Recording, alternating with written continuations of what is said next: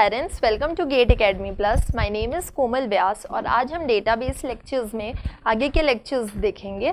तो next topic जो most important है in database management system is normalization. Now what is normalization? भाई देखो, अभी तक हमने इसके पहले के पूरी चीज़ें देख चुके हैं। बेसिक्स जो होनी चाहिए कि आपको पता होना चाहिए कि कीज़ क्या होते हैं, कंस्ट्रेंट्स क्या होते हैं, फंक्शनल डिपेंडेंसी क्या होती है, कैसे फंक्शनल डिपेंडेंसी को हम देखते हैं, है ना, कि क्या होता है, एक टेबल है ना, तो उसमें कौन सी कॉलम किस कॉलम के थ्रू हम रिट्रीव कर सकते हैं, है ना, यही क्या होती है, हमारी फंक्शनल डिपेंडेंसी होती है। व्हाट नेक्स्ट इज, हमने इसके अलावा क्या पढ़ा है कि कैंडिडेट की और सुपर कीज़ क्या होती है, दोनों में क्या स्लाइटली डिफरेंस होता है, कैसे हम कैंडिडेट कीज़ निकालते हैं, हमने ये भी देख लिया। देन वी हैव जॉइंट्स, कि एक टेबल है तो बहुत सारे टेबल से हमें कुछ कॉमन चीज़ें ला के उसे ज्वाइन करना है, तो वो ज्वाइन कैसे होगा वो भी हमने देखा है, उसके कितने टाइप्स होते हैं, कैसे ज्वाइन किया जाता है। कोई भी डाउट हो आप लोग मुझसे पूछ सकते हो, पेन कॉपी हाथ में रखिए और नोट डाउन करो। कुछ कुछ इंपॉर्टेंट चीज़ें होती है जो कई बार हम लिखते नहीं हैं, हम सिर्फ बोल देते हैं, हमें खुद नहीं पता होता है वो चीज़, तो उसे आप लोग नोट करो ध्यान से, तो आपको क्या रहेगा, याद रहेगा कहीं ना कहीं चीज़ें। ओके, सेकेंडली उसके बाद में हमने जॉइंट्स पढ़ा। आफ्टर दैट डिकम्पोजिशन, कि डिकम्पोजिशन कैसे होता है, कि एक बड़ा सा रिलेशनल टेबल है तो उसे मैं किस तरह एफिशिएंटली डिकम्पोज कर सकती हूँ, कि अगर मैं वापस से वो पूरी वैल्यूज़ को मिला दूँ तो मेरे को वो जो प्रीवियस टेबल था, हमारा जो ओरिजिनल टेबल था, वो टेबल मिल जाए विदाउट एनी रिडंडेंसी, उसमें डेटा रिडंडेंसी नहीं होनी चाहिए। तो ये सब हमने देखा। तो अब हमने ये सब टॉपिक्स जो देखे हैं, अब कहीं ना कहीं नेक्स्ट टॉपिक जो है ये आपके गेट में पूछा जाता है और ये सब का यूज़ इस नॉर्मलाइजेशन में होता है। This is the main thing. Normalization भी अ टाइप ऑफ आपका डिकम्पोजिशन ही है, कि एक बहुत बड़ा डेटा है। भाई इन दिस रियल वर्ल्ड आपके पास डेटा की कमी तो नहीं है, ओके, लेकिन आप कितना लार्ज टेबल बना सकते हो, बहुत बड़ा टेबल तो नहीं बना सकते, है ना, कि वैल्यूज़ आप भरते ही जा रहे हैं एक सिंगल टेबल में। ओके, तो एफिशिएंटली यूज़ करने के लिए हमें क्या करना रहता है, हमें वो पूरी वैल्यूज़ को तोड़ना, उस टेबल को हमें तोड़ना रहता है ना। We have to break that table efficiently in small small tables, जिससे कि उनकी पूरी वैल्यूज़ हमें कभी भी रिट्रीव करनी हो एफिशिएंटली तो हम उसे निकाल सकते हैं। और ये सब चीज़ों का ध्यान रख के कि वो लॉसलेस होना चाहिए, लॉस ही नहीं होना चाहिए, उसमें कौन से जॉइंट्स लगे हुए हैं, है ना, कि अगर मैं वापस से उसे ज्वाइन करती हूँ, कोई वैल्यू अगर दो टेबल है, दो टेबल को मिला के मैंने कोई थर्ड टेबल अगर निकाला है ना, तो उसमें कौन कौन सी वैल्यूज़ आई हैं, ये सब, कौन सा कॉलम किस कॉलम पे फंक्शनल डिपेंडेंट हो रहा है, कौन सा कॉलम हमें मालूम है जिसके थ्रू हम दूसरे कॉलम्स को निकाल सकते हैं। इन दिस सिंपल लैंग्वेज मैं ये कह सकती हूँ, ठीक है। तो let's start with the topic normalization. सबसे पहले एकदम बेसिक से मैं चालू कर रही हूँ समझाना कि ये होता क्या है। एक second, let me try some other colour if I can, या okay. Normalization is the process of organizing the data. किसी भी कंपनी में ये चीज़ सबसे ज़्यादा यूज़ होती है। एक टेबल में बहुत सारा इंफॉर्मेशन है, डेटा, उसको आपको ऑर्गेनाइज करना है, कैसे करोगे, नॉर्मलाइजेशन की ही थ्रू करोगे, ठीक है। तो इसमें क्या होता है, तो it is the process of organizing the data. It is used to minimize the redundancy. कोई रिलेशन में, किसी टेबल में अगर रिडंडेंसी है बहुत सारी, है ना, सेम सेम डेटा आ गए हैं, सेम सेम कॉलम्स टाइप के आ गए हैं, तो अगर हमें उन्हें मिनिमाइज करना है तो हम यूज़ कर सकते हैं, किसी एक रिलेशन में आ जाए या सेट ऑफ रिलेशंस में, ओके।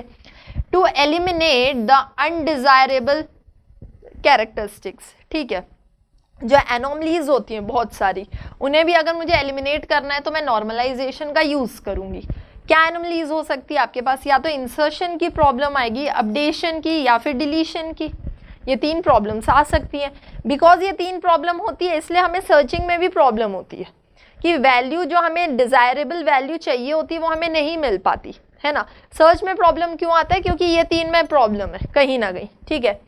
तो नॉर्मलाइजेशन भी आपको EF कोड ने ही हमें प्रोवाइड किया था। He only told us the concept of normalization. He is the father of RDBMS. Okay मैंने आपको बताया RDBMS भी आपको बेसिक्स में बताया था मैंने। ओके नॉर्मलाइजेशन डिवाइड्स, अब देखिए इसमें होता क्या है, it divides the larger table into the smaller table and links them using relationship, और फिर हम उन्हें लिंक करते हैं। ठीक है, एक बहुत बड़ा टेबल है, उसे मैं क्या करूँगी, बहुत सारे स्मॉल स्मॉल टेबल्स में डिवाइड कर दूंगी, ये ध्यान रखते हुए कि ये लॉसलेस होना चाहिए, फंक्शनल डिपेंडेंट किस तरह से होना चाहिए, वो सब का ध्यान रखते हुए हमें इन्हें डिवाइड करना रहता है। Okay, the normal form is used to reduce the redundancy from the database table. Same चीज़ है, मुझे रिडंडेंसी हटानी है, तो इसीलिए मैं जब इन्हें डिवाइड करती हूँ तो इसके बहुत सारे फॉर्म्स होते हैं नॉर्मली। ठीक है, एक टेबल से हमें रिडंडेंसी हटाने के लिए। सो दिस इज द बेसिक कि नॉर्मलाइजेशन का यूज क्या है। ओके यहाँ पे देखिए, इन रिलेशनल डेटाबेस डिजाइन, जब हम डिजाइन करते हैं किसी डेटाबेस को, we not only want to create a structure, हमें सिर्फ एक स्ट्रक्चर नहीं चाहिए that stores all the data, जो पूरे डेटा को स्टोर करे, but we also want to do it in a way that minimize the potential errors when we work with the data। ठीक है, लेकिन हमें उस स्ट्रक्चर को ऐसा क्रिएट करना है कि जो एरर्स होते हैं, छोटे छोटे एरर होते हैं जो कई बार समझ में नहीं आते हैं, ठीक है, तो वो उनके साथ भी वर्क कर सके, है ना, उन्हें भी हम डिस्कार्ड कर सकें। The default language, okay language जो हम यूज़ करेंगे रिलेशनल डेटाबेस में, जो हम लैंग्वेज यूज़ करते हैं नॉर्मलाइजेशन के लिए, वो है हमारा एसक्यूएल लैंग्वेज। एसक्यूएल के भी मैं आपको क्वेरीज बताते जाती हूँ, फंक्शनल क्वेरीज भी हमने देखा है, इस तरह से हम अभी बहुत सारे क्वेरीज देखने वाले हैं, है ना, there are many and lot to come. SQL in particular, SQL can be use to manipulate data. Okay अब एसक्यूएल में क्या होता है, हम जो छोटी छोटी क्वेरीज लिखते हैं, ठीक है, तो व्हाट दे डू कि एक टेबल में जितना भी डेटा है वो सबको वो मैनिपुलेट करता है इन द फॉलोइंग वे। कैसे मैनिपुलेट करेगा, we can insert a new data, और we can delete the unwanted data, और we can update the existing data. Now these are the important notes जिन्हें आप एक बार लिख सकते हो कहीं पे, है ना, आपको कहीं ना कहीं it will come in your semester exams. एक बहुत बड़ा बोलते हैं ना, एक 6 to 10 मार्क्स का आपको नॉर्मलाइजेशन पूछता ही है, तो अगर आप ऐसा कुछ लिखते हो तो मे बी आपको अच्छे मार्क्स मिलेंगे। तो एसक्यूएल क्या करेगा, what will manipulate, sorry, how to insert a new data, how to delete the unwanted data, how to update. Similarly, in an unnormalized design, there are 3 problems. Same चीज़ को ही next में हम देखने वाले हैं कि कौन से 3 प्रॉब्लम्स हैं जो होते हैं अगर आपका टेबल नॉर्मलाइज नहीं है। ओके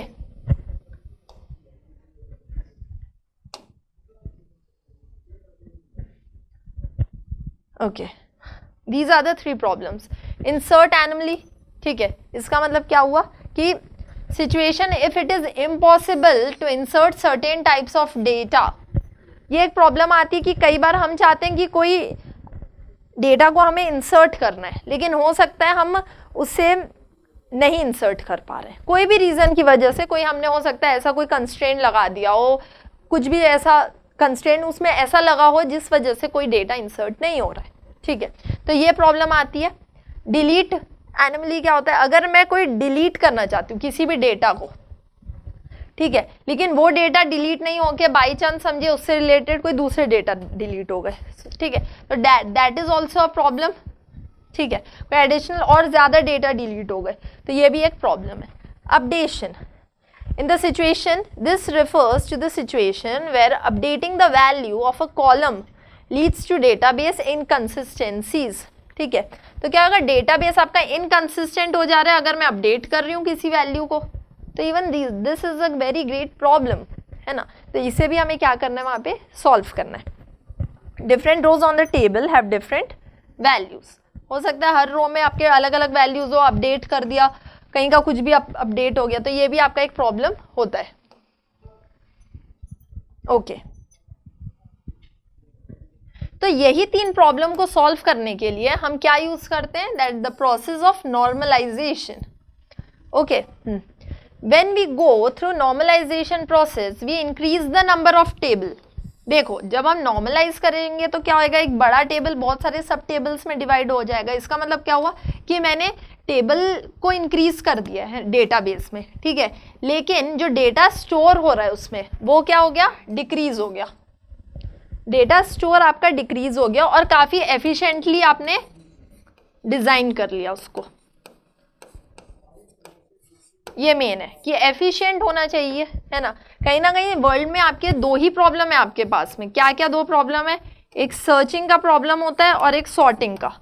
तो आफ्टर नॉर्मलाइजेशन ये दोनों प्रॉब्लम्स को मैं सॉल्व कर सकती हूँ कि इतना बड़े टेबल को मैंने छोटे छोटे टेबल्स में डिवाइड कर दिया, अगर मुझे कोई वैल्यू चाहिए तो आई कैन सर्च इट, है ना, और उसे सॉर्ट तो मैंने कर ही दिया है, नॉर्मलाइज से वो सॉर्टिंग हो जाती है। तो भले ही हमारे टेबल्स बढ़ जाते हैं लेकिन उसमें जो डेटा स्टोर होता है वो कम हो जाता है। This is important. Now normalization के types, there are generally 4 types of normalization, that is 1NF, 2NF, 3NF and BCNF बोलते हैं, ठीक है। इसके अलावा 2 और होते हैं, दैट इज 4 एंड 5। ये बहुत ज़्यादा इंपॉर्टेंट नहीं है इसलिए इसे बहुत कम रेयरली पढ़ाया जाता है। मैं भी आपको एक बार बेसिक बस बता दूंगी ये 3 इनका, लेकिन मेन होते हैं ये 4, first normal form, second, third, fourth, कि किस तरह से जब आप पहली बार नॉर्मलाइजेशन करना जब आप चालू करते हो तो पहले स्टेप में आप फर्स्ट नॉर्मल फॉर्म में जाओगे, ठीक है, कुछ वैल्यूज हट गए, उसके बाद भी कुछ ना कुछ प्रॉब्लम आएगी, तब उसको आप सेकेंड नॉर्मल फॉर्म से हटाओगे, देन अगर कोई प्रॉब्लम आ रही है उसको थर्ड से, फिर कुछ प्रॉब्लम आ रहा है तो हम BCNF का यूज़ करते हैं, ठीक है। वैसे तो will see it one by one कि ये सब क्या है। First normal form, will start with the first, a relation to be in 1NF if it contains an atomic value, this is important। 1NF के लिए आपको ये ध्यान रखना है कि उसमें एटॉमिक वैल्यू, एटॉमिक वैल्यू का मतलब क्या होता है कि ये जो सिंगल सेल है इस सिंगल सेल में एक ही वैल्यू हो सकती है, okay, for a single row. ये कॉलम है, ऐसे कॉलम्स हैं, ये रोज हैं, ये बने हुए ऐसे सेल्स हैं छोटे छोटे, है ना, तो ये सब में आपके सिंगल सिंगल वैल्यूज होनी चाहिए, मल्टीपल वैल्यूज अलाउ नहीं करेगा इन 1NF। सबसे सिंपल है, it states that N attribute, एक कॉलम जो है किसी टेबल का, ठीक है, उसके अंदर में मल्टीपल वैल्यूज नहीं होने चाहिए, है ना, can not hold, it must hold only single valued attributes, single value होना चाहिए। Now first normal form disallows the multi-valued attribute, composite attribute and their combinations। मतलब किसी भी तरह के combinations नहीं चलेंगे, composites आप यूज नहीं कर सकते उसमें, और साथ में कोई भी मल्टी वैल्यूज आप नहीं यूज कर सकते। We'll see this with an example। पहला वाला आपको फर्स्ट नॉर्मल फॉर्म समझा, सिर्फ इतना ही है बेसिक कि आपको ये देखना है कि उस टेबल में कोई भी मल्टी वैल्यू नहीं होनी चाहिए, ओके। देखिए, have a look, for example this is a table, ठीक है, आपके पास एक रिलेशन है एम्प्लॉय नाम का, I have a table name employee, ठीक है, it is not in 1NF because of multi valued attributes EMP phone. ये एक टेबल है एम्प्लॉय टेबल, इसमें ID दिया हुआ है, नेम दिया है, फोन दिया है, स्टेट दिया है। अब आप देखिए फोन जो है, फोन नंबर्स एक सेल के अंदर में 2-2 फोन नंबर है। व्हाट डज दैट मीन कि ये जो एम्प्लॉय है हमारे पास जॉन, ये जॉन 2 नंबर्स चलाता है, सैम जो है ये भी आपके 2 नंबर्स यूज करता है, ठीक है। तो हमें सबसे पहले फर्स्ट नॉर्मलाइजेशन में क्या करना रहता है, फर्स्ट नॉर्मल फॉर्म में हमें यही चेक करना है ये मल्टी वैल्यूज हैं, तो इन्हें पहले क्या करोगे, डिस्कार्ड कर दोगे, ठीक है। डिस्कार्ड कैसे करोगे आप, कि आप इन्हें एक और नया रो क्रिएट कर देंगे with same values, no problem. अगर यहाँ वापस से सैम आ जाए, जॉन आ जाए, कोई प्रॉब्लम नहीं है, इसमें हमने कोई अभी प्राइमरी कीज एंड ऑल ये सब हमने यूज नहीं किया है अभी यहाँ पे, okay. Will go with it. देखिए इसका आउटपुट ऐसा आएगा, ये आ गया आपका एक आउटपुट, है ना, कि एम्प्लॉयज ID आ गई, name, phone number and state, no problem. अगर यहाँ पे कुछ रिपीट भी आ रहा है तो इट्स ओके, ओके, अभी के लिए इट्स ओके। तो ये पहला क्या हो गया, ये फर्स्ट नॉर्मल फॉर्म में आ गया कि सबसे पहले नॉर्मलाइजेशन हमने जब चालू किया, हमने टेबल को देखा उसमें कोई मल्टी वैल्यूज हैं कि नहीं। अगर मल्टी वैल्यूज हैं तो हम फर्स्ट नॉर्मल फॉर्म करके क्या करेंगे, वो सबको सिंगल सिंगल वैल्यूज में तोड़ लेंगे, ओके।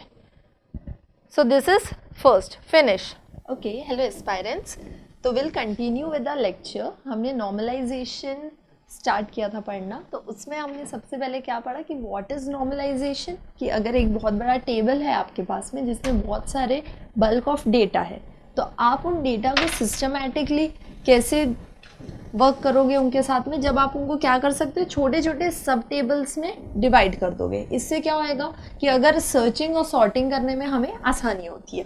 तो इसमें जब हमने नॉर्मलाइजेशन पढ़ लिया है तो उसके बाद आई टोल्ड यू कि क्या होता है 1NF क्या होता है, मैंने आपको बताया था कि जैसे कोई भी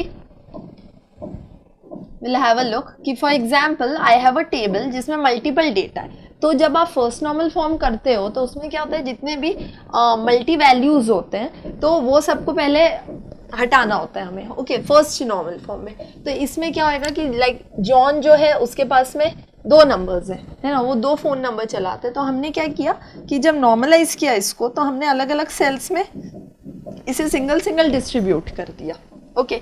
तो ये हमारा 1 नॉर्मल फॉर्म में हो गया। नाउ सेकेंड नॉर्मल फॉर्म क्या बोलता है कि जितने भी आपके नॉन की एट्रीब्यूट्स हैं, मतलब वो सब कॉलम्स जिसमें कोई की नहीं है, वो क्या करेगी, आपके प्राइमरी की पर डिपेंडेंट होगी। जितने भी कॉलम्स हैं वो सब आप जिनमें हमने कोई भी की अप्लाई नहीं किया, वो पूरे के पूरे आपके प्राइमरी की पे क्या होंगे, फंक्शनली डिपेंडेंट होंगे, ओके। ये होता है आपका सेकेंड नॉर्मल फॉर्म। तो will have a look at the example जो हमने कल पढ़ा था, उसको एक बार रिवाइज कर लेते हैं कि like for example this is a student ID, ये है कोर्स आईडी और ये है सब्जेक्ट। तो क्या होता है कि एक ही स्टूडेंट है, वो 2 सब्जेक्ट्स भी तो पढ़ेगा, है ना, समवेयर। तो यहाँ भी पूरी डिटेल इस टाइप से दी हुई है। तो हमने क्या किया था, हमने 2 कैंडिडेट की मान ली, बिकॉज कोई प्राइमरी की तो आपकी बन नहीं सकती इसमें, है ना, क्योंकि सब रिपीटेड है। तो व्हाट आई डिड कि स्टूडेंट आईडी कोर्स आईडी को कंपोजिटली एक मैं क्या बना सकती हूँ, एक प्राइमरी की बोल सकती हूँ, है ना, वैसे। तो फिर मैंने इसके बाद में व्हाट आई हैव डन कि मैंने 2 टेबल बना दिए, एक स्टूडेंट का टेबल बना दिया जिसमें मैं स्टूडेंट और कोर्स आईडी को ले ली हूँ, और दूसरा मैंने कोर्स का एक टेबल बना लिया जिसमें सिर्फ आपके कोर्स की इंफॉर्मेशन रहेगी। नाउ इसमें क्या होएगा, लाइक अब मैं इसमें क्या कर सकती हूँ, दिस इज माई प्राइमरी की, ये मेरा क्या हो गया, एक प्राइमरी की हो गई। अब मुझे जब भी कोई वैल्यू चाहिए तो उसे मैं यहाँ से ले। नाउ फॉर दिस प्राइमरी की मेरे इस टेबल का ये क्या बन गया, फॉरेन की बन गया, foreign key. Like if I want to know कि जो स्टूडेंट आईडी 2 है, ओके, तो वो कौन सा कोर्स आईडी पढ़ रहा है, वो कोर्स आईडी 1 में कोर्स 1 पढ़ रहा है वो, तो कोर्स 1 कौन सा है, तब मैं यहाँ पे देखूंगी दैट इज मैथ्स। इसका मतलब क्या हुआ कि सेकेंड स्टूडेंट आईडी जिसकी नंबर 2 है, ठीक है, तो वो कौन सा सब्जेक्ट को स्टडी कर रहा है, मैथ्स को। तो with this I can conclude the second normal form, okay, कि क्या हो गया, अभी इसमें आपकी जितनी भी वैल्यूज है वो सब सिंगल सिंगल भी हो गई, और साथ में कहीं ना कहीं आपकी एक पार्शियल डिपेंडेंसी जो थी वो खत्म हो गई, है ना। अब ये पूरा का पूरा जो मेन आपका टेबल कौन सा हो गया, आपका कोर्स टेबल हो गया, और इसके थ्रू आप फिर ये सब की वैल्यूज निकाल सकते हो। प्रीवियसली क्या हो रहा था कि हमने सब्जेक्ट को भी यहाँ पे बना दिया था, तो कहीं ना कहीं सब्जेक्ट जो है वो कोर्स पे भी डिपेंडेंट हो रहा था, और फिर सब्जेक्ट आपके स्टूडेंट आईडी पर भी डिपेंडेंट हो रहा था, okay. Now with this we will start with the third normal form. अब थर्ड नॉर्मल फॉर्म क्या बोलता है कि अगर एक रिलेशन को थर्ड नॉर्मल फॉर्म में रखना है तो सबसे पहले तो वो सेकेंड नॉर्मल फॉर्म में होना चाहिए, बेसिक, ओके, कि सेकेंड में होना ही होना चाहिए, सेकेंड में मतलब फर्स्ट में तो होगा ही, and not contain any transitive partial dependency. Transitive partial dependency का मतलब क्या होता है कि लाइक यहाँ पे जैसे लिखा हुआ है कि अगर कोई ए है वो अगर डिपेंडेंट है बी पे, और जो बी है वो डिपेंडेंट है आपके सी पर, तो इसका मतलब क्या हुआ कि जो ए है वो डायरेक्टली आपके सी पे भी डिपेंडेंट हो जाएगा, है ना, ये चीज। तो ये केस नहीं होना चाहिए, ये नहीं होना चाहिए, ये बोला गया। If there is no transitive dependency for non prime attribute then the relation must be in third normal form. तब हम ये कह सकते हैं कि वो किस में है, आपके थर्ड नॉर्मल फॉर्म में है, ओके। एक एग्जाम्पल देखते हैं तो इससे हमें ये चीज समझ में आ जाएगी। Will go with the example. ये जैसे हमारा एग्जाम्पल कि आपके पास एक बुक आईडी दी हुई है, ओके, बुक आईडीज आपकी अलग है, तो वो हो गई आपकी प्राइमरी की। उसके बाद में you have genre ID. Genre ID का मतलब क्या होता है कि जो आपकी बुक है ना, वो बुक जो है वो किस पैटर्न की बुक है उसको जीना कहते हैं, राइट। जैसे ये गार्डनिंग की बुक है, स्पोर्ट्स की है, ट्रैवल के ऊपर में है, लाइक दिस। तो बुक की आईडी दी हुई है, उसकी जेनर आईडी दी हुई है, उसका टाइप दिया हुआ है and what is it's price वो दिया। अब जब हम ध्यान से इस टेबल को देखेंगे व्हाट वी विल फाइंड कि जो बुक आईडी है ये जीनर आईडी को डिटरमाइन कर रहा है, ठीक है, और जो जीनर आईडी है ये टाइप को डिटरमाइन कर रहा है। ये जो है किसको डिटरमाइन कर रहा है, आपके बुक के टाइप को। यहाँ पे लिखा है, आप देख भी सकते हैं कि आईडी जो है आपकी बुक आईडी जो है, ठीक है, वो किसको डिटरमाइन कर रहा है, जीनर आईडी को, है ना। डिटरमाइन करने का मतलब क्या है, लाइक फॉर एग्जाम्पल कि मैंने कहा बुक आईडी 2, ठीक है, तो बुक आईडी 2 कौन सी है मुझे जानना है, तो मैं कहाँ जाऊंगी, पहले उसके कॉलम में मैंने देखा कि बुक आईडी 2 के आगे में क्या लिखा है, 2, ओके। सो अब इसके आगे में मैंने देखा कि इसके लिखा है स्पोर्ट्स, इसका मतलब क्या हुआ कि जो आईडी 2 है वो किसकी है, आपकी स्पोर्ट्स की है book, okay, like this. And Zener ID determines Zener type, ठीक है, कि किस टाइप की बुक है वो। तो इसका मतलब क्या हुआ, मैं ये भी कह सकती हूँ ना डायरेक्टली कि जो बुक आईडी है ये डायरेक्टली आपको इसको भी डिटरमाइन कर रहा है, जेनर टाइप को भी डिटरमाइन कर रहा है वाया जेनर आईडी। इसका मतलब ये कि डायरेक्टली इसको डिटरमाइन नहीं कर रहा है ना। अगर मैं ये वाले पूरे कॉलम को हटा दूं और मैं बोलती हूँ बुक आईडी 1 आपकी गार्डनिंग है, सेकंड स्पोर्ट्स है, थर्ड क्या फिर गार्डनिंग आ जाएगी क्या, ये तो नहीं हो सकता, राइट। यहाँ पे ये तो इसलिए हमने क्या किया, हमने एक आईडी बना दी, जेनर आईडी हमने एक अलग से बना दी, ठीक है, क्योंकि इसको हमने क्या लिया है, इसको हम अपना प्राइमरी की बना सकते हैं, है ना, क्योंकि वो आपके यूनिक सेल्स रहेंगे। तो अब क्या हुआ यहाँ पे, तो इसका मतलब क्या हुआ कि बुक आईडी से आप पहले जेनर आईडी में जाओगे और उसके बाद में आप देखोगे कि किस बुक टाइप की है वो, है ना। ये तो मतलब क्या हुआ कि आईडी जो है वो डायरेक्टली आपको टाइप को डिटरमाइन कर रही है, लेकिन वाया आईडी, जेनर आईडी के थ्रू, इसके थ्रू वो इसको डिटरमाइन कर रहा है। तो इसीलिए यहाँ पे क्या आ गया, आपका ट्रांजिटिव फंक्शनल डिपेंडेंसी आ गई, ओके। तो हमें इसी को क्या करना है, हटाना है। ये अब थर्ड नॉर्मल फॉर्म में नहीं है, थर्ड नॉर्मल फॉर्म बोलता है कि ये ट्रांजिटिविटी नहीं होनी चाहिए, है ना, ट्रांजिटिव डिपेंडेंसी नहीं होनी चाहिए। इसका मतलब क्या होगा कि जो बुक है ना ये सीधा ये बता दो ना कि कौन सा बुक आईडी है तो कौन सा टाइप है, ये आप डायरेक्ट बता दो, क्या जरूरत है किसकी, है ना। और अगर उसको लियो तो उसको अलग से कर दो वहां पे सेट, है ना। तो विल सी कि इसको आप कैसे डिस्कार्ड करेंगे। आई होप आपको ये टेबल समझ में आया होगा, ओके। तो विल गो, अब देखिए यहाँ पे मैंने क्या किया, थर्ड नॉर्मल फॉर्म में हम क्या अलग कर रहे हैं, हमने एक टेबल बना दिया जिसमें से बुक की आपकी पूरी डिटेल दी होगी। जैसे ये वाला टेबल है, इस टेबल में क्या दे दिया आपको, बुक डिटेल्स दे दिया है, बुक की डिटेल्स। इसमें पूरी बुक की डिटेल्स दे दी है कि जो आईडी 1 है, जेनर आईडी 1 है, वो गार्डनिंग है, 2 आपके स्पोर्ट्स के लिए, थर्ड आपके ट्रैवल के लिए है, ये दे दिया, ओके। और यहाँ पे आप बता दिए कि बुक आईडी 1 जो है, ठीक है, तो जो व्हाट आई कैन से कि जैसे फर्स्ट बुक है तो वो आपकी इसकी बुक है, जो सेकंड है वो इसकी है, थर्ड अगेन फर्स्ट। मतलब इसको बुक आईडी मत मानो, मैं इसको कुछ और भी मान सकती हूँ। लाइक फॉर एग्जाम्पल मैं ये कह सकती हूँ कि कोई स्टूडेंट है, वो कोई बुक को पढ़ रहा है, ये बोल सकते हैं, ठीक है। इसको आप एज अ स्टूडेंट लेकर चलो, यहाँ पे बुक मत समझो। तो अगर बाई चांस मैं बोल रही हूँ फर्स्ट स्टूडेंट, ठीक है, तो फर्स्ट स्टूडेंट किस बुक को पढ़ रहा है, आईडी 1 की बुक को पढ़ रहा है। तो आईडी 1 कौन सी बुक है आपकी, गार्डनिंग, वो गार्डनिंग की बुक को पढ़ रहा है। अब स्टूडेंट 2 में आ जाओ, ठीक है, वो कौन सी बुक को पढ़ रहा है, सेकेंड को, मतलब स्पोर्ट्स को। अब जो स्टूडेंट थर्ड है, तो थर्ड स्टूडेंट भी आपका क्या पढ़ रहा है, आईडी 1 की बुक को पढ़ रहा है। तो आईडी 1 कौन सी बुक है आपकी, गार्डनिंग की, वो गार्डनिंग को पढ़ रहा है। फिफ्थ में चल दो, फिफ्थ आपका क्या पढ़ रहा है, सेकंड को, सेकंड मतलब अगेन स्पोर्ट्स। फोर्थ स्टूडेंट है, जो इसको मैं स्टूडेंट आईडी मान लेती हूँ। अभी बुक आईडी में कई बार आपको कंफ्यूजन हो जाएगा कि जेना आईडी और बुक आईडी मतलब almost it seems same, okay. तो समझो उसको मैंने स्टूडेंट मान लिया। तो अब जो थर्ड स्टूडेंट है वो क्या करेगा, इस बुक को पढ़ रहा है। So like this I can break this table I hope आपको समझ में आया होगा कि ये टेबल को ब्रेक कैसे किया गया है। अब क्या हो रहा है कि भाई अगर मुझे ये जेनर टाइप को डिटरमाइन करना है तो ये जो आईडी है ये ऑटोमेटिक इस जेनर टाइप को डिटरमाइन कर देगी ना, I don't need anyone, right. ये जो है ये से डायरेक्टली डिटरमाइन कर रहा है, और जो ये है आपका स्टूडेंट बुक आईडी और बुक आईडी, तो ये भी आपको डायरेक्टली डिटरमाइन कर रहा है। It means like this. Okay, अब आप देखो, ठीक है, जितने भी इसमें नॉन की एट्रीब्यूट्स हैं वो आपके प्राइमरी की पे रहेंगे। मतलब क्या हुआ कि जो आपकी टेबल बुक है, जो पहला वाला आपका टेबल है ना, वो आईडी और प्राइस दोनों पे डिपेंडेंट है बुक आईडी पे, ठीक है। देखिए, let me show you.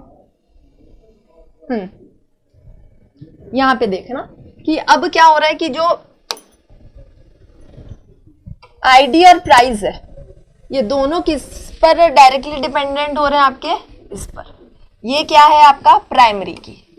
Means मैं क्या कह सकती हूँ कि जितने भी आपके नॉन प्राइम एट्रीब्यूट्स हैं इस टेबल के, इस टेबल में ये दोनों क्या है आपके नॉन प्राइम है, नॉन की एट्रीब्यूट्स हैं दोनों, है ना। नॉन की नॉन प्राइम एक ही होता है, तो नॉन की एट्रीब्यूट्स हैं तो वो डायरेक्टली आपके किस पर डिपेंड कर रहे हैं, आपके प्राइमरी की पर, है ना। सेकंड भी सेम चीज है भाई, सेकंड टेबल के लिए मेरे लिए ये प्राइमरी की हो गया ना, ठीक है।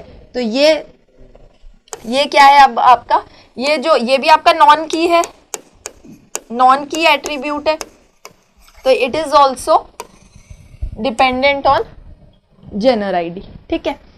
इसका मतलब ये होता है, अब genre ID and this one, इस टेबल का, ये दोनों को मैं क्या बना सकती हूँ, again these both will going to act as a foreign key, है ना। फॉरेन की तरह दोनों एक्ट करेंगे कि बाय चांस यहाँ पे मैंने कोई वैल्यू लिया 2, तो वो 2 पर यहाँ पे सर्च करेगा आके, क्योंकि ये इसके साथ में फॉरेन की के थ्रू अटैच्ड है, ये वाला जो कॉलम है इसका, ओके, ये कॉलम। तो लाइक दिस इट वर्क्स। तो ये अब इसमें देखिए, यहाँ पे ये सब आपके तीनों नॉर्मल फॉर्म में आ चुका है। फर्स्ट नॉर्मल फॉर्म कि सब आपके क्या है, वैल्यूज जो हैं वो सिंगल सिंगल है, मल्टी वैल्यूड नहीं है। सेकंड, पार्शियल डिपेंडेंसी कहीं पे भी नहीं है। मतलब पार्शियल डिपेंडेंसी का मतलब क्या हुआ कि समझो ये टाइप है ना, तो ये टाइप ऐसा नहीं है कि जेनर आईडी पे डिपेंड कर रहा है और अलग से कुछ जो है वो आपकी बुक आईडी पर डिपेंड कर रहा है, ठीक है। ये पूरा का पूरा अब क्या हो गया, हमने दोनों टेबल को अलग अलग कर दिया। तो इसमें क्या है अब कि पार्शियल डिपेंडेंसी नहीं है, ठीक है, कि जो जेनर आईडी है इस पर पूरा का पूरा आपके टाइप जो है, ये बुक टाइप है, ये पूरा उस पर डिपेंडेंट है। और सेम चीज यहाँ पे जो प्राइस है या फिर जेनर आईडी, ये पूरा आपके बुक आईडी पे क्या है, डिपेंडेंट है, ठीक है, ये मान लिए। थर्ड, ट्रांजिशनल डिपेंडेंसी भी नहीं है। द सेम थिंग, क्या कि जो ये दोनों है ये अब डायरेक्टली किस पर डिटरमाइन कर रहे हैं, प्राइमरी की पे। यहाँ पे भी ये जो है ये डायरेक्टली आपके उस पर डिपेंडेंट है। मैं एक और आपको एग्जाम्पल बताऊंगी कि एक ही एग्जाम्पल में हम कैसे नॉर्मलाइज करते हैं पूरे के पूरे उस टेबल को। Will go with it. तो एक बार बस मुझे आपको समझाना था कि first NF, second NF, third क्या होता है, ठीक है। जब आपको एग्जाम में कभी पूछता है तो you have to write like this only, कि फर्स्ट में आपको सिर्फ मल्टी वैल्यूज हटाने रहते हैं, सेकेंड में पार्शियल डिपेंडेंसी हटानी रहती है, और थर्ड में आपका ट्रांजिशनल डिपेंडेंसी आपको चेक करनी होती है, वो नहीं होनी चाहिए, ओके। कि अगर 3 कॉलम है तो वो बाया होते हुए थर्ड में डिपेंडेंट नहीं होना चाहिए, बल्कि डायरेक्टली डिपेंडेंट होना चाहिए, लाइक दिस, ओके। ये जितने भी अब नॉन कीज हैं वो आपके किस पे डिपेंडेंट होंगे, प्राइमरी की पे। मतलब जो फर्स्ट टेबल है आपका, टेबल बुक है, मैंने वहां पे टेबल नेम नहीं लिखा है, तो जो टेबल बुक है वो आपके आईडी और प्राइस दोनों जो है वो उस जो फर्स्ट आपका प्राइमरी की था बुक आईडी उस पर डिपेंडेंट हो रहा है। और सेम दूसरे टेबल में भी जो बुक का टाइप है वो आपकी आईडी पर क्या हो रहा है, डिपेंडेंट हो रहा है, okay. Now this is important, BCNF, that is boys code normal form. ये कुछ नहीं है, ये भी आपका थर्ड एनएफ का एडवांस वर्जन है, ये कह सकते हैं। कई बार आपको एग्जाम में ये वाली लाइन आती है, एक ऑप्शन में ये लाइन दे देता है ना, जो 4 ऑप्शंस वाले जो क्वेश्चंस आते हैं आपके पास मल्टी चॉइस के, तो उसमें ये लाइन रहती है कि जो BCNF है is stricter then 3NF। But obvious जब आप 3NF हो जाएगा उसके बाद में कुछ चेंजेस लाने हैं और ज़्यादा अगर एनोमलीज हैं उसमें जिन्हें हमें चेंज करना है, तब हमें 3NF का यूज करना पड़ता है. So a table is in BCNF if every functional dependency x to y, x is the super key of the table. इसका मतलब क्या हुआ कि अगर a जो है, एक एग्जाम्पल ले लो, कोई डिपेंडेंसी है एक्स वाई है या फिर a से b है, तो इसका मतलब क्या हुआ कि अगर a जो है वो अगर नॉन की है, भाई a जो है ये b पर क्या हो रहा है, डिपेंडेंट हो रहा है, ठीक है. तो अगर a आपका क्या है, नॉन प्राइम है, मतलब कोई की नहीं है, तो b भी आपका क्या होना चाहिए, यस एग्जैक्टली.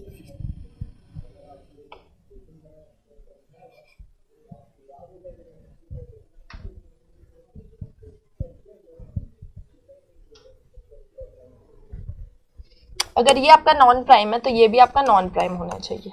इन शॉर्ट ये है इसका कहने का मतलब, है ना, कि अगर ये मेरा नॉन प्राइम है, ऐसा नहीं कि अगर मैंने इसे की बनाया है तो ये अगर इस पर डिपेंडेंट हो रहा है तो ये भी क्या है, अगर ये की है तो ये भी आपकी एक की होनी चाहिए, ठीक है. इन शॉर्ट हम ये कह सकते हैं कि A cannot be a non prime if B is a prime attribute, कि अगर B आपका एक की है, B आपका एक की है, तो जो A है ये भी आपका क्या होना चाहिए, की होना चाहिए.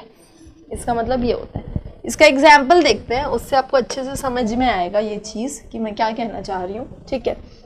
लेकिन ये लाइन बस इसमें ज़रूरी है, that for a dependency A to B, A cannot be a non prime if B is a prime attribute. Like for example, अगर स्टूडेंट आईडी है आपके पास में, ओके, देन सब्जेक्ट्स है और यहाँ पे प्रोफेसर्स दिए हुए हैं अलग अलग, ठीक है. तो जितने भी आपके सब्जेक्ट और प्रोफेसर को अगर आप देखेंगे तो यू विल फाइंड कि एक सब्जेक्ट को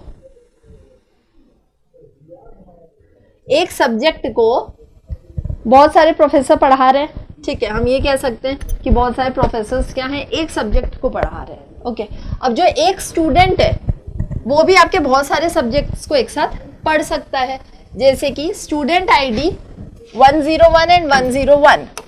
आप देखेंगे ये दोनों, तो जो एक स्टूडेंट है वो आपका जावा भी पढ़ रहा है और वही स्टूडेंट आपका C++ भी पढ़ रहा है, ओके. नाउ 101 भी आपका जावा पढ़ रहा है और ये जो है 102, ये दोनों आपके जावा पढ़ रहे हैं, लेकिन दोनों को जो पढ़ाने वाले उनके सर हैं वो अलग हैं. एक को मिस्टर मनोज पढ़ा रहे हैं, एक को मिस्टर राज पढ़ा रहे हैं, ओके.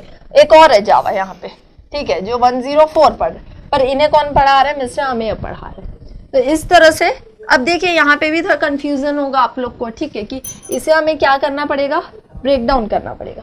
तो पहले हम फर्स्ट वाला INF चेक किया हमने. फर्स्ट NF के हिसाब से सब आपके सिंगलटन है, सिंगल सेल्स में है. अब ये चीज़ यहाँ पे समझाई गई है कि one student can enrol for multiple subject, okay. एक स्टूडेंट जो है वो मल्टीपल सब्जेक्ट्स को पढ़ सकता है ना, विथ ID 1 जो है वो 2 को पढ़ सकता है.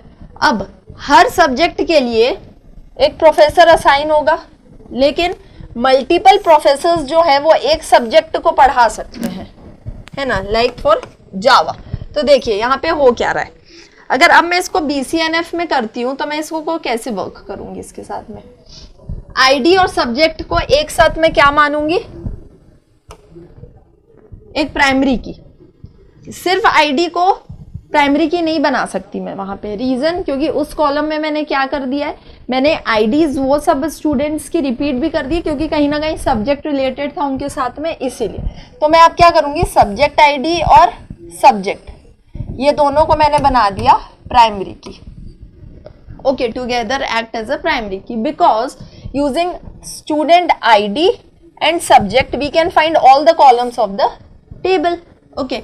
ये दोनों के साथ में अब एक प्रोफेसर एक ही सब्जेक्ट पढ़ा सकता है ना, लेकिन एक सब्जेक्ट को 2 अलग अलग प्रोफेसर्स भी पढ़ा सकते हैं, राइट. इसका मतलब क्या हो गया, उनके बीच में डिपेंडेंसी आ गई. किनके बीच में, सब्जेक्ट और प्रोफेसर, ये दोनों के बीच में क्या हो गया, डिपेंडेंसी हो गई है, ठीक है. कि जो सब्जेक्ट है वो प्रोफेसर पर डिपेंड कर रहा है, राइट। लाइक मैंने कहा कि मिस्टर अमेय, तो मिस्टर अमेय क्या पढ़ा रहे हैं, वो आपका जावा पढ़ा रहे हैं। फाइल से मिस्टर मनोज, तो मिस्टर मनोज क्या पढ़ा रहे हैं, आई थिंक वो भी जावा ही पढ़ा रहे हैं, ठीक है। तो इस तरह से एक क्या आ गई है, डिपेंडेंसी आ गई है। तो अब मुझे अगर इसे हटाना है तो व्हाट आई विल डू, मैं क्या करूंगी, मैं फिर से इस टेबल को ब्रेक डाउन करूंगी। मैंने क्या किया, आईडी और सब्जेक्ट ये दोनों को मैंने बना दिया अपना प्राइमरी की, कंपोजिट प्राइमरी की, राइट। ये हो गया, तो this is composite primary key, okay. तो इससे क्या होएगा कि अब मेरे को डिफरेंशिएशन करना आसान हो जाएगा मेरे लिए। साथ में सब्जेक्ट और प्रोफेसर्स जो है ये दोनों भी एक दूसरे पे डिपेंडेंट हो रहे हैं। तो व्हाट आई कैन डू कि मैं सब्जेक्ट और प्रोफेसर का एक अलग टेबल बना दूं, ठीक है। उसके बाद में जो मेरे सब्जेक्ट है ना, वो सब्जेक्ट को मैं स्टूडेंट आईडी के साथ में कनेक्ट कर लूंगी। ये कर सकते हैं अपन। अब देखिए ये कैसे होएगा, ओके। इसमें सारे वैल्यूज कैसे सेटिस्फाई हो रहे हैं, सबसे पहले वो देखते हैं। इसमें फर्स्ट एनएफ में है ये, यस, बिकॉज सब क्या है, आपकी एटॉमिक वैल्यूज है, okay. Also satisfy second normal form as there is no partial dependency, ठीक है। आधा आधा में कोई डिपेंड नहीं कर रहा है कि आधा इसमें करेगा फिर उसमें करेगा, ठीक है। हम चाहे तो डायरेक्टली भी बता सकते हैं कि जो आपका जो भी स्टूडेंट 101 है उन्हें कौन पढ़ा रहे हैं, मिस्टर मनोज पढ़ा रहे हैं, ठीक है। कौन सा सब्जेक्ट पढ़ा रहे हैं उसके लिए हमें सेकंड कॉलम जानना जरूरी है, लेकिन डायरेक्टली हम बता सकते। There is no transitive dependency, वहां कोई ट्रांजिटिव डिपेंडेंसी भी नहीं है उसमें, ठीक है। तो ये आपका थर्ड नॉर्मल फॉर्म भी कर रहा है, लेकिन इसमें फोर्थ नॉर्मल फॉर्म जो है आपका बॉयज कोड नॉर्मल फॉर्म, ठीक है, ये सेटिस्फाई नहीं हो रहा है। तो अब इसे हम सेटिस्फाई करेंगे। व्हाट आई विल डू, अब ये क्यों नहीं है, इफ यू वांट मैं बता दे रही हूँ कि ये टेबल BCNF में क्यों नहीं है। ये भी देख लीजिए कि एक स्टूडेंट आईडी और सब्जेक्ट है, ये दोनों आपका प्राइमरी की बन गए, मतलब ये दोनों क्या हो गए, आपके प्राइम एट्रीब्यूट्स हो गए, ओके। लेकिन मैंने BCNF में क्या बताया था कि अगर A जो है वो अगर B पर डिपेंडेंट हो रहा है, तो अगर ये नॉन की है तो इसको भी नॉन की होना पड़ेगा। ये बॉयज कोड का ये बेसिक चीज आप याद रखिए, ठीक है, कि अगर इसमें कोई की नहीं लगी है तो आपके दूसरे वाले सब्जेक्ट में भी, दूसरे कॉलम में भी की नहीं होनी चाहिए जिसपे वो डिपेंडेंट हो रहा है। बाई चांस इसमें की है तो यूनिट की आप इसमें भी क्या लगाओ, की का यूज करो, ठीक है। पर अगर बाई चांस ये नॉन की है तो ये भी आपका की वाला नहीं हो सकता, इसको भी नॉन की होना पड़ेगा, ठीक है। तो जैसे स्टूडेंट आईडी और सब्जेक्ट को मैंने कंपोजिटली ले लिया, ठीक है, तो ये दोनों क्या हो गए, मेरे एक प्राइमरी की तरह वर्क कर रहे हैं। लेकिन प्रोफेसर और जो सब्जेक्ट है, प्रोफेसर एंड सब्जेक्ट के बीच में क्या आ गया, एक डिपेंडेंसी आ गई है, ये दोनों के बीच में है ना, ये दोनों में भी डिपेंडेंसी है। तो भाई जब ये की है आपके पास में, एक की बन रहा है, तो आपको प्रोफेसर को भी क्या बनाना पड़ेगा एक की बनाना पड़ेगा। इसका मतलब ये आपका प्राइम की हो गया ना, लेकिन ये आपका प्राइम की है, लेकिन प्रोफेसर को हमने की नहीं बनाई है, तो वो आपका नॉन प्राइम हो गया। तो ये क्या हो गया, मतलब this is not allowed in BCNF, not allowed, ये अलाउ नहीं है आपके BCNF में कि आप ऐसा करो, ठीक है। तो अब इस चीज को हम कैसे डिस्कार्ड करेंगे, तो ये देखते हैं।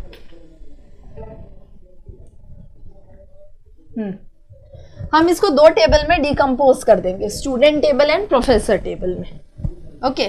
देखो 1 सेकेंड, या हमने क्या किया, हर प्रोफेसर को एक आईडी अलॉट कर दी, जितने भी प्रोफेसर्स हैं उनको क्या कर दिया, एक आईडी अलॉट कर दी हमने, ठीक है। अब वो आईडी को हमने एक स्टूडेंट आईडी के साथ में कनेक्ट कर दिया है, ठीक है, कि फर्स्ट प्रोफेसर है वो रोल नंबर 1 को पढ़ा रहा है, जो सेकंड प्रोफेसर है वो भी रोल नंबर 1 को पढ़ा रहा है, जो थर्ड है वो रोल नंबर 1 नॉट 2 को पढ़ा रहा है, लाइक दिस, ठीक है।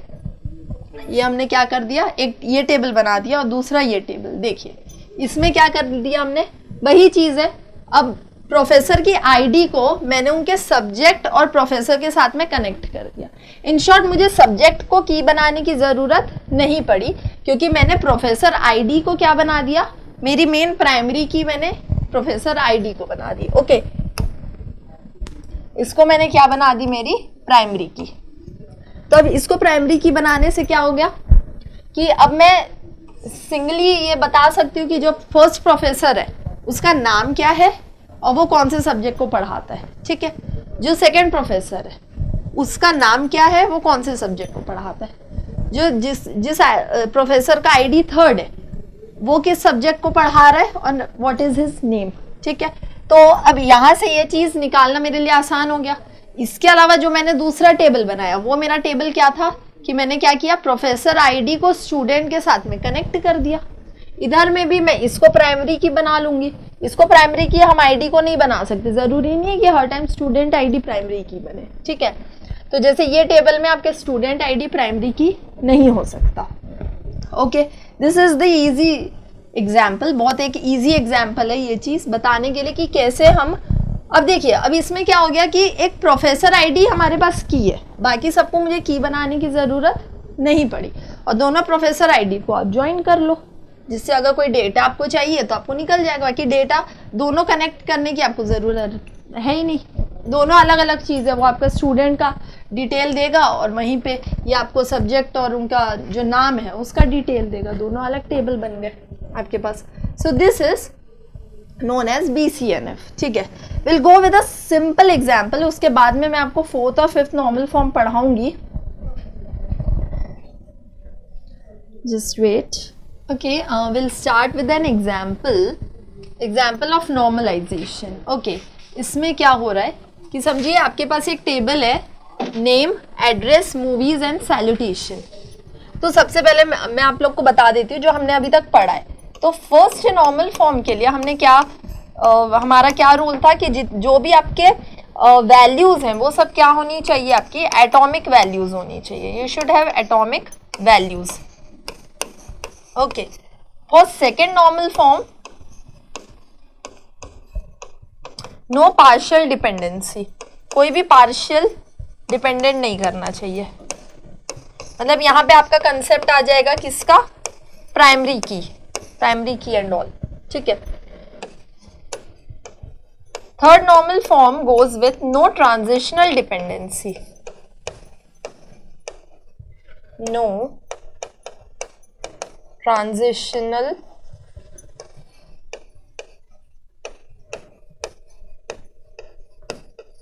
डिपेंडेंसी। इसका मतलब क्या हुआ कि ए डिपेंडेंट है बी पर, बी है सी पर, इट मींस ए जो है वो सी पर डिपेंड करेगा, ठीक है, वाया बी। तो ये कंसेप्ट आपका एप्लीकेबल नहीं होगा। थर्ड नॉर्मल फॉर्म में ये चीज नहीं होनी चाहिए, ठीक है। फोर्थ जो था आपका BCNF, व्हाट इट से कि अगर ए आपका बी पर डिपेंडेंट है तो बोथ शुड बी, अगर ए आपका नॉन प्राइम है तो बी भी आपका नॉन प्राइम होना चाहिए, ठीक है। दोनों की है तो दोनों की होना चाहिए, नहीं तो नहीं होना चाहिए। कहने का मतलब है if one is non prime then second should be non prime, if one is prime then second should be prime. Okay, will start now. यहाँ पे जैसे आप देख सकते हैं कि इस एग्जाम्पल में यू हैव सम नेम, उनके एड्रेस, ये एक टेबल है आपका, समझिए जिसमें आपको मूवीज के बारे में बताया गया है इसमें कि कौन जो है वो कौन सी मूवी देखता है, ठीक है। मे बी आप एक मूवी स्टोर में गए होगे, वहां से कोई मूवीज लेकर आए होगे, तो ये उसका टेबल बना हुआ है। And this is the salutation कि जो श्रेया है वो मिस है, अमेय एक मिस्टर है, और दूसरा भी कोई है जिसका नाम सेम अमेय है, वो भी क्या है, मिस्टर है। ओके, तीनों के एड्रेस अलग हैं, दीज आर द मूवीज जो वो देखते हैं, एंड सैल्यूटेशन। तो will start with first NF। तो फर्स्ट NF में हम क्या करेंगे, वैल्यूज को अलग अलग कर देंगे, ठीक है, ताकि ये क्या हो जाए, single values. You can have a look कि एग्जाम्पल होगा जो इसका, ये कैसे होगा कि श्रेया 2 बार हो गया with the movies Inception and evolution जो वो देखती है। सेम अमेय आपकी 2 मूवीज देखता है, Fast and Furious and Harry Potter. Third Amey वो जाए परस्यूट ऑफ हैप्पीनेस। सो अब क्या हो गया, यहाँ पे हमने एटॉमिक वैल्यूज निकाली यहाँ पे पूरी अलग अलग हर सेल के लिए। Okay, will finish with the first normal form. Okay, यहाँ आपका क्या हो गया, फर्स्ट नॉर्मल फॉर्म करेक्ट हो गया। यहाँ मैं लिख देती हूँ, this table is now in 1NF. Okay, ये आपका क्या है अब 1NF में आ गया, ठीक है, डन।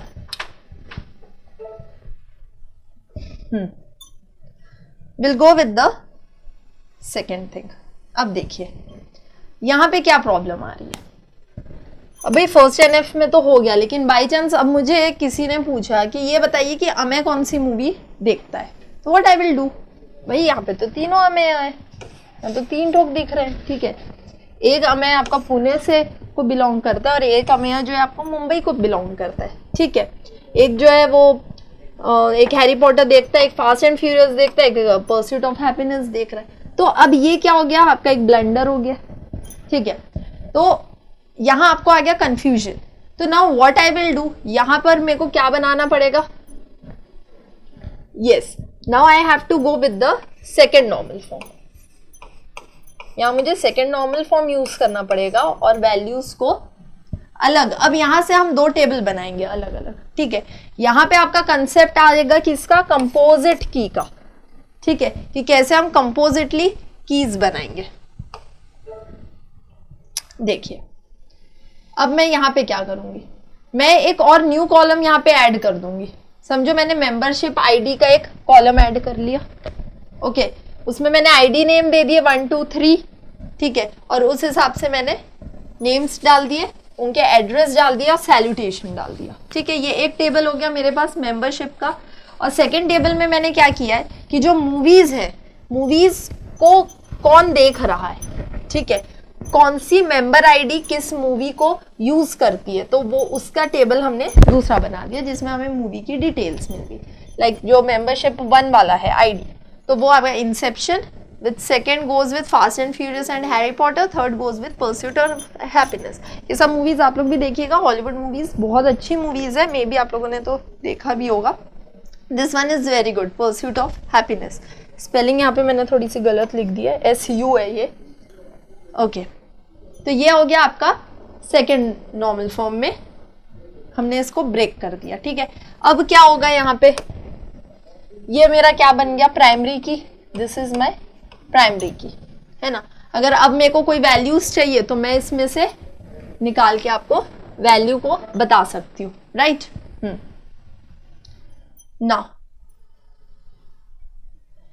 अब देखिए, अब जब मैंने ये वाला टेबल बनाया, अब इस टेबल में फिर से एक प्रॉब्लम आ गई।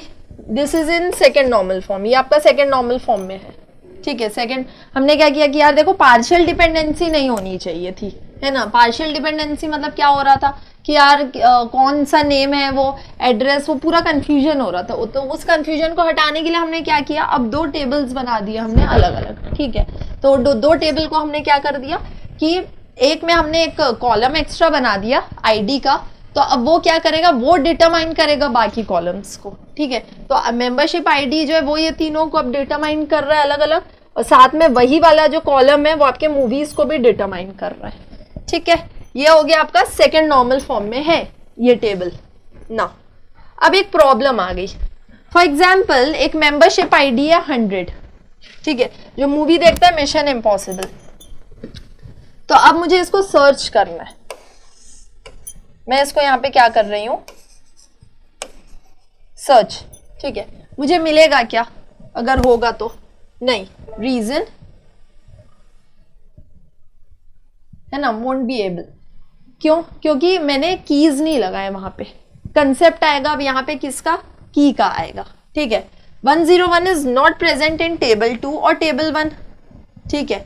अगर मैंने उसको सर्च किया 101 को, तो वो क्या होगा, आपको एक एरर दे देगा, database will throw an error, ठीक है। क्यों, क्योंकि वो तो है ही नहीं उसमें, है ना। तो अब यहाँ पे उसको पता कैसे चलेगा कि है भी कि नहीं है ना। उसके लिए आपके पास अब यहाँ पे कंसेप्ट किसका आ जाएगा, फॉरेन की का। देखो मेंबरशिप आईडी को मैं क्या बनाऊंगी, प्राइमरी की बनाऊंगी टेबल 1 का, और टेबल 2 में जो मेंबरशिप आईडी है ना, उसको मेरे को बनाना पड़ेगा एक फॉरेन की। क्या बनाना पड़ेगा, फॉरेन की। और वो जो फॉरेन की है वो इस प्राइमरी की को क्या करेगी, रिफर करेगी, जो फर्स्ट टेबल में थी, है ना। तो जो फॉरेन की होता है ना, उसमें वही वाले वैल्यूज होते हैं जो आपके किस में हो। देखो अब क्या होगा कि समझो अगर मैंने यहाँ पे पूरी वैल्यूज दे दी, ठीक है, मैंने यहाँ पे भी कुछ मेंबर्स डाल दिए, ठीक है, लेकिन अगर मैं जब यहाँ पे सर्च कर रही हूँ आपके 101 को, है ना, 101 MI, अगर मैं इसको सर्च कर रही हूँ तो वो यहाँ पे नहीं मिल रहा है। अगर होगा भी यहाँ पे, अगर मुझे उसका नाम चाहिए कि 101 किसका नाम है, अगर यहाँ पे समझो है आईडी में पर नाम नहीं है मेरे पास उसका, ठीक है, तो वो क्या करेगा, एक एरर दे देगा आपको। क्यों? क्योंकि यहाँ पे आपके मूवीज के नाम है लेकिन यहाँ पे कहीं पे भी उस इंसान का नाम नहीं है जो इसको यूज करता है। तो what I will do, this is my primary key and this will going to act as foreign key, है ना। तो अब क्या होगा, फॉरेन की में जो भी वैल्यूज होती है वो वही वैल्यू होती है जो आपकी प्राइमरी की में हो। ओके, तो अगर आपके प्राइमरी की में 101 होगा तो आपको यहाँ पे 101 दिखाएगा, ठीक है, नहीं तो यहाँ पे नहीं दिखाए, मतलब यहाँ पे वो आईडी वाला पर्सन होना चाहिए, है ना, तभी तो पहले आपको पर्सन पता चलेगा, तभी तो पता चलेगा वो कौन सी मूवी देख रहा है ना, वैसे कहाँ से एंड ऑल दैट वो चीज। तो यहाँ पे ये प्रॉब्लम आपकी क्या हो गई, डिस्कार्ड हो गई, मतलब ये आपकी थर्ड नॉर्मल फॉर्म में अब ये जाने वाला है, ये टेबल जो है, ठीक है। अभी इस प्रॉब्लम क्या किया हमने एक फॉरेन की वहां पे लगा दी, दैट इज द प्राइमरी की आईडी में, और ये वाला आपका मेंबरशिप आईडी क्या बन गया, पूरा का पूरा आपका एक फॉरेन की बन गया। देखिए अब क्या होगा, समझो आपको ये सर्च करना है, ठीक है, तो it will throw an error. तो इसलिए हम क्या करेंगे, एक फॉरेन की का कंसेप्ट ले आएंगे। तो फॉरेन की का अगर कंसेप्ट आ गया मतलब वो क्या बन गया आपका, foreign key refer to the primary key of the table 1। Okay, now foreign key will have only those values that are present in the primary key, ठीक है। तो 101 अगर टेबल 2 में या टेबल 1 में प्रेजेंट नहीं है तो वो क्या करेगा, एक एरर थ्रो करेगा, वो दोनों में सर्च करेगा, ठीक है, और उसके बाद में एरर थ्रो कर देगा कि नहीं है, और अगर बाई चांस है तो बता देगा, ठीक है। लेकिन अगर आप सिर्फ सिंगल अगर दोनों को टेबल को अगर आप कनेक्ट नहीं करते तो कहीं ना कहीं क्या होता, आपको एक दिक्कत हो जाती उस चीज की, है ना, कि अगर मुझे नेम चाहिए 101 नेम, तो नेम नहीं मिलेगा आपको, ठीक है, वैसे। तो कनेक्ट करने के लिए now that table is in second normal form. Okay, हमने उसको सेकेंड नॉर्मल फॉर्म में ले आए with the concept of primary key and foreign की, ये दोनों लगा के। अब एक और प्रॉब्लम आ गई, अब ये सेकेंड नॉर्मल फॉर्म में तो आ गया कि पार्शियल डिपेंडेंसी नहीं है, अब हर कोई एक दूसरे पे डिपेंड कर रहा है कि मेंबरशिप आईडी पर ही बाकी कॉलम्स डिपेंड कर रहे हैं, और जो दूसरा टेबल है उसमें भी मेंबरशिप आईडी पे मूवीज डिपेंड कर रही हैं, ठीक है। Will go with the third. अब देखिए यहाँ प्रॉब्लम आएगी आपकी ट्रांजिटिव डिपेंडेंसी की, ठीक है, मतलब by chance I want to change the name इस अमेय का, want to change the name। तो अगर मुझे इसका नेम चेंज करना है तो मुझे सैल्यूटेशन भी चेंज करना पड़ेगा। कितने बार करूंगी, this will also change, this will also change, right.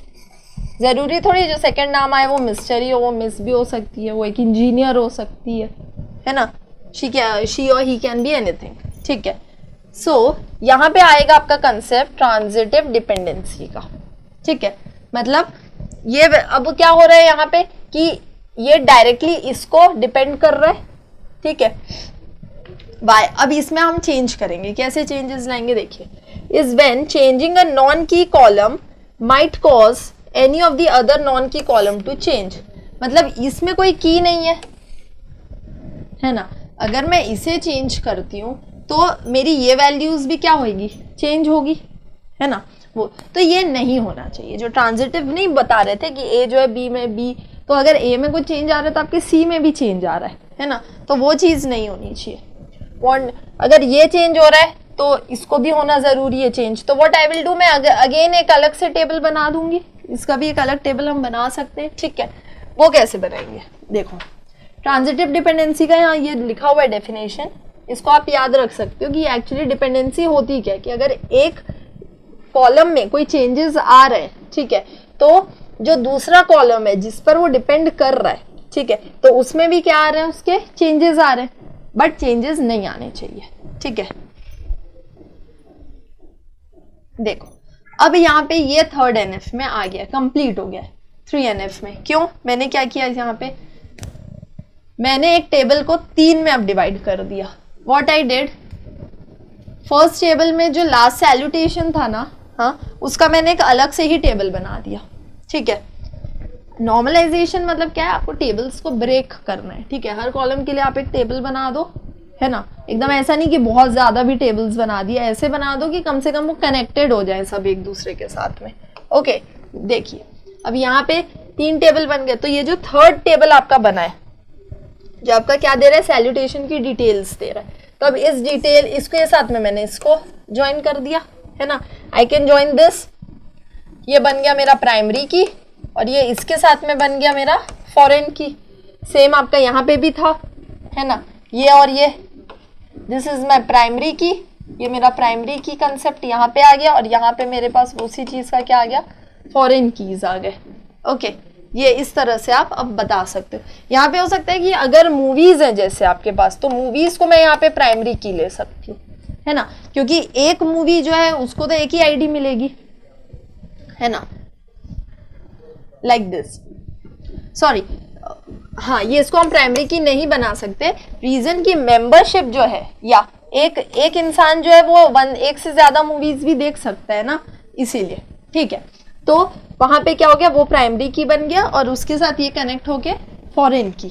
ठीक है, ये अब मैंने यहाँ पे, अब देखो, अब अगर मेरे को यहाँ पे चेंज करना है कुछ भी वैल्यू, तो यहाँ मैं आराम से इधर से देखकर यहाँ पे वैल्यूज डाल सकती हूँ। मैं इस टेबल से चेक कर लूंगी कि नेक्स्ट कोई नाम अगर आ रहा है, यहाँ पे कुछ अमेय की जगह कोई दूसरा नाम अगर आने वाला है, ठीक है, तो उसकी जगह पे मैं क्या करूंगी, आई विल सी कि उसका सैल्यूटेशन क्या लगना चाहिए, और उस आईडी को मैं यहाँ पे डालूंगी, ना कि ये पूरा सैल्यूटेशन को। ठीक है, with this it came with the third normal form. Okay, उसी टेबल में ये आपका 3NF बन गया है। This is in third normal form. I hope you got कि एक छोटे से एग्जाम्पल पे मैंने आपको तीनों चीजें बताई। सबसे पहले हमने क्या किया, फर्स्ट नॉर्मल फॉर्म में यूज करके हमने एटॉमिक वैल्यूज पूरी ले आई। सेकेंड नॉर्मल फॉर्म को यूज करके हमने क्या किया कि एक नए कॉलम को ले आए, मेंबरशिप के कॉलम को। तो इससे क्या हुआ कि जो वैल्यूज आपको कंफ्यूज कर रही थी, है ना, कि मतलब अगर मुझे यूनिकली आइडेंटिफाई करना है ना, नेम्स को या किसी को, तो वो अब यूनिकली आइडेंटिफाई हो जाएगा कि कौन कौन सी मूवी देखता है, कौन है जिसका नाम क्या है। ठीक है, आईडी के हिसाब से हम सर्च कर सकते हैं। ट्रांजिटिव डिपेंडेंसी जो थर्ड नॉर्मल फॉर्म की प्रॉब्लम थी, वो यहाँ पे भी खत्म होगी कि बाई चांस में एक कॉलम में कोई चीज बदल रही है, तो उसकी वजह से दूसरे कॉलम में भी क्या हो रहे हैं, चेंजेस हो रहे हैं, है ना। तो वो चेंजेस आप कैसे डिपिक्ट करोगे, तो हमने क्या किया, 3 टेबल बना दिए। विद दिस नॉर्मलाइजेशन का ये एक एग्जाम्पल है जो आपको समझ आया होगा। नाउ अगेन हमने क्या किया, देखिए वही चीज यहाँ लिखी हुई है कि मैंने उस टेबल को डिवाइड कर दिया, ठीक है, जिसमें एक में मैं क्या रख दूंगी, सैल्यूटेशंस रख दूंगी। अब देखो, अब इसमें कोई भी ट्रांजिटिव डिपेंडेंसी नहीं है, मतलब ये क्या है, अब आपके 3NF में आ गई है। ठीक है, इन table 3 salutation ID is the primary की, आईडी को मैं प्राइमरी की बना सकती हूँ, और टेबल 1 का जो सैल्यूटेशन है उसको क्या बना दूंगी, फॉरेन की बना दूंगी, उस प्राइमरी की के साथ में अटैच करके।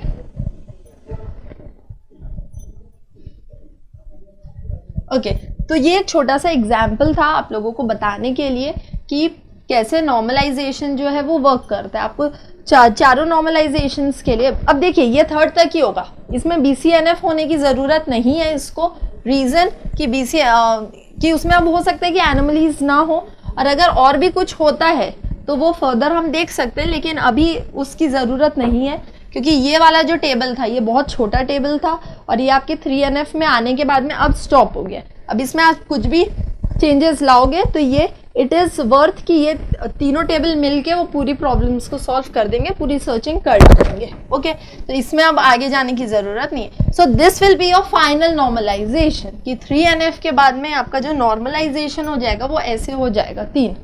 एक बार पूरे स्टेप समझ लीजिए कि कैसे नॉर्मलाइजेशन होता है एंड ऑल। नाउ इसके बाद में now will go with the BCNF हो गया था हमारा, तो अब मैं आपको नेक्स्ट पढ़ाने वाली हूँ कि 4NF क्या होता है और 5th NF क्या होता है। Okay, now will start with the 4th NF। ठीक है, हमने फर्स्ट, सेकंड, थर्ड और BCNF ये चारों देख लिए। मोस्ट इंपॉर्टेंट यही चार होते हैं। फोर्थ और फिफ्थ ऐसा है कि बहुत कम ही ऐसा होता है कि उसमें हमें जंप करना पड़े, लेकिन बाई चांस अगर हम जाते भी तो जस्ट हम थोड़ा सा जिस्ट देख लेते हैं कि ये होता क्या है। नाउ अगर कोई टेबल है, अगर उसे आपको बोलते हैं कि फोर्थ NF में होना चाहिए, तो क्या होगा कि सबसे पहले तो उसे BCNF के फॉर्म में होना ही होना चाहिए। ओके, ऑब्वियसली जब भी आप आगे के NF में जा रहे हो तो ये आपको ध्यान रखना है कि पहले से उसमें वो सब प्रॉब्लम्स ना हो, ठीक है। और साथ में उसमें कोई मल्टी वैल्यू डिपेंडेंसीज नहीं होनी चाहिए।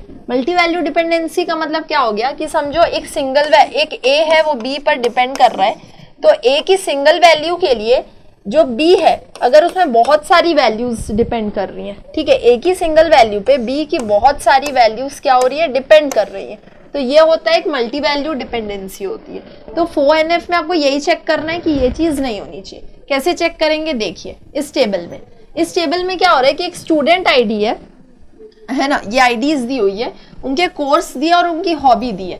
तो if you will have a look कि जो स्टूडेंट आईडी 2 है, ठीक है, अब कोर्स और हॉबी ये दोनों तो इंडिपेंडेंट है एक दूसरे के, इनका एक दूसरे से कोई लेना देना नहीं ये दोनों का, लेकिन स्टूडेंट आईडी से जरूर है ना, ये दोनों कहीं ना कहीं ये स्टूडेंट आईडी से कनेक्टेड है ना, ये भले दोनों एक दूसरे से कनेक्टेड नहीं है लेकिन ये दोनों स्टूडेंट आईडी से जरूर कनेक्टेड है, ठीक है। और क्या हो रहा है कि स्टूडेंट आईडी जो है 21 वो कंप्यूटर भी पढ़ रहा है और मैथ्स भी पढ़ रहा है, साथ में उसकी हॉबी डांसिंग भी है, सिंगिंग भी है, ठीक है। तो अब ये क्या हो गया, ये मल्टी वैल्यूज हो गए कि एक सिंगल वैल्यू 21 पे क्या हो रहा है, ये मल्टी वैल्यूज डिपेंडेंट हो रहा है, ठीक है। तो इसी चीज को हमें डिस्कार्ड करना है इन 4th NF। तो व्हाट वी विल डू, ये देखिए यहाँ पे वही चीज लिखी हुई है कि कोर्स और हॉबी जो है वो दोनों इंडिपेंडेंट एंटिटी है, ठीक है, hence there is no relationship between course and hobby. लेकिन जो स्टूडेंट टेबल है अभी उसमें एक है 21 नाम का एक स्टूडेंट है जिसकी आईडी 21 है, तो वो कंप्यूटर और मैथ भी पढ़ रहा है और साथ में डांसिंग और सिंगिंग उसकी हॉबी है, तो मल्टी वैल्यूज हो गए, ठीक है। तो अब ये क्या हो रहा है, ये आपका रिपीटिशन दे रहा है ना, इसे आप कैसे चेंज करेंगे, आप जो कोर्स और हॉबी है because they are not connected with each other, तो मैं क्या कर सकती हूँ वो दोनों की अपनी अलग अलग टेबल बना सकती हूँ, किसके साथ में, स्टूडेंट आईडी के साथ में। मैंने वही चीज किया, व्हाट आई डिड कि मैं पहले स्टूडेंट आईडी को कोर्स के साथ में कनेक्ट कर दिया है और फिर मैंने स्टूडेंट आईडी को हॉबीज के साथ में कनेक्ट कर दिया। This is the simple thing. 4th NF में you just have to look कि एक सिंगल एंटिटी के लिए, एक सिंगल डिपेंडेंसी के लिए बहुत सारे मल्टी वैल्यूज डिपेंडेंसीज नहीं होने चाहिए एक एट्रीब्यूट पर। ओके, अब यहाँ पे भी क्या हो गया, देखो अब हमने अलग अलग कर दिया, अब यहाँ आप अपने हिसाब से अलग कर दो, है ना, कि कैसे वो चीज अलग हो।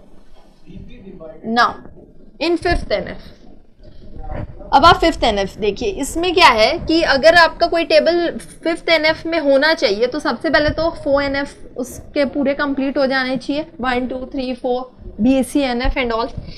उसके बाद भी अगर कोई प्रॉब्लम आती है, कुछ भी रेयर ऑफ द रेयरेस्ट ऐसा होता है कि कुछ हो, ठीक है, तो फिर हम क्या करेंगे, सबसे इजी चीज हो जाती है ये वाली कि जितनी भी डिपेंडेंसी है ना वो सबको अपना कैंडिडेट की टाइप से सबको ज्वाइन कर दो एक दूसरे के साथ में। जैसे ये देखिए यहाँ पे क्या हो रहा है कि एक सब्जेक्ट है, ठीक है, कंप्यूटर 2 जन पढ़ा रहे हैं, ठीक है, अब फर्स्ट सेमेस्टर में कंप्यूटर और मैथ्स दोनों पढ़ाया जा रहा है, ठीक है, सेमेस्टर 2 में भी अलग मैथ्स है और सेमेस्टर 1 में आपका एक केमिस्ट्री है, ठीक है। देखोगे एकदम कंफ्यूजिंग टाइप का आपको टेबल लगेगा ये वाला, ठीक है, कि इसमें हो क्या रहा है कि जो लेक्चरर है, ठीक है, एक लेक्चरर जो है वो 2 सब्जेक्ट्स भी पढ़ा सकता है एक ही सेमेस्टर में, ठीक है, ये एक प्रॉब्लम है। जैसे देखिए एक जॉन है, 1 सेकेंड, या John takes computer and class for semester 1, 1 minute ना, 1 second, computer and it's maths, not class, it's maths, this is maths, ठीक है। अब जो जॉन है ना वो मैथ्स और कंप्यूटर दोनों लेता है लेकिन सेमेस्टर 1 में, और सेमेस्टर 2 में भी तो मैथ्स है ना, तो वो सेमेस्टर 2 का मैथ्स नहीं लेता, लेकिन ठीक है, अब क्या हो गया यहाँ पे, combination of all these fields required to identify a valid data. ठीक है, अभी मतलब इसमें मैं तीनों कॉलम में से कोई भी कॉलम को प्राइमरी की नहीं बना सकती। ठीक है, कोई भी कॉलम मेरा प्राइमरी की नहीं बन सकता, तो कहीं ना कहीं मुझे कंपोजिटली एक प्राइमरी की बनानी पड़ेगी। ठीक है, तो क्या होएगा, अब समझो मैंने कोई सेमेस्टर को ऐड किया, सेमेस्टर 3 मैंने ऐड किया। ठीक है, कॉलेज में आगे सेमेस्टर्स तो बढ़ेंगे ही, तो ये सेमेस्टर 3 मैंने ऐड किया, तो लेकिन मुझे ये नहीं मालूम कि उसमें कौन सा सब्जेक्ट है और कौन सा टीचर है, ये भी नहीं पता मुझे अभी शुरू में। ठीक है, तो मैं क्या करूँगी, उनको लेक्चरर वाला जो कॉलम है और जो सब्जेक्ट वाला कॉलम है उसे मैं नल डाल दूंगी। पर क्या मैं उन्हें नल वैल्यू की तरह ट्रीट कर सकती हूँ क्या, उसमें नल वैल्यूज नहीं डाल सकती। रीजन, भाई एक प्राइमरी की होना तो मैंडेटरी है ना एक टेबल में, तो मैं प्राइमरी की बनाऊंगी किसको, है ना, प्राइमरी की किसको बनाऊंगी मैं, ये तीनों में। तो इसमें क्या होएगा, तीनों कंपोजिटली आपका प्राइमरी की तरह एक्ट करेंगे। Composite, it will be your composite primary key, it will act as a composite primary key। ठीक है, रीजन, भाई अगर मैं कोई सेमेस्टर को यहाँ पे ऐड करती हूँ सेमेस्टर 3, तो ये नल हो जाएगा, ये भी नल हो जाएगा जब तक कि कोई सब्जेक्ट उन्हें अलॉट नहीं होता या उनको कोई टीचर अलॉट नहीं होती, but we can't do this. ठीक है, तो ये क्या हो गया, अब मेरे पास एक ये भी एक प्रॉब्लम आ गई छोटी सी। अब इसे डिस्कार्ड करने के लिए मैं क्या करूँगी, मैं तीनों को एक दूसरे से कनेक्ट करके एक टेबल क्रिएट कर दूंगी। I will create a table for subject and lecturer, I will create a table for semester and lecturer, and then I will create for semester and subject. तो मैं यहाँ पे मैंने क्या किया, अब मैंने 3 अलग अलग टेबल को नॉर्मलाइज कर दिया उस टेबल को। देखिए P1 नाम का टेबल, उसमें मैंने क्या किया, एक जगह पूरे सेमेस्टर्स ले लिया और फिर वो सेमेस्टर में कौन कौन से सब्जेक्ट्स हैं उसको लिख दिया। ओके, अभी सब्जेक्ट को कौन सा लेक्चरर पढ़ा रहा है, किस सब्जेक्ट को, एक मैथ से उसको जॉन भी पढ़ा रहा है, एक मैथ से उसको आकाश भी पढ़ा रहा है, ये मैंने ये सेकंड कर दिया। थर्ड में मैंने क्या किया, मैंने एक सेमेस्टर को लेक्चरर के साथ में ज्वाइन कर दिया। ओके, ये मैंने क्या किया, मैंने 3 टेबल अलग अलग फॉर्म कर दी। This is the rarest case, जब आपको कभी जरूरत पड़े कि आपको हर कॉलम को आप हर कॉलम के साथ में डिवाइड ही कर डालो। ठीक है, बहुत कम ही ऐसा होता है कि इसका यूज हो, ज्यादातर आपको सिर्फ BCNF तक ही ये चीजें पता होनी चाहिए कि how it works. Okay, now with this I sign off with the normalisation. I hope आपको नॉर्मलाइजेशन समझ में आया होगा कि नॉर्मलाइजेशन क्या होता है। बेसिक्स में ही आपको पता चला होगा कि first, second, third, fourth BCNF। मैंने एक एग्जांपल देकर भी आपको बताया कि कैसे एक ही एग्जांपल में हम मैक्सिमम 3NF तक आ गए। ठीक है, इसमें छोटी छोटी चीज़ें बहुत होती है, जैसे जैसे हम आगे क्लासेस लेंगे तो मैं आपको कुछ चीज़ें अगर इसमें छोटी भी होगी तो मैं उसे नेक्स्ट क्लास में आपके कवर करा दूंगी। Okay, thank you so much.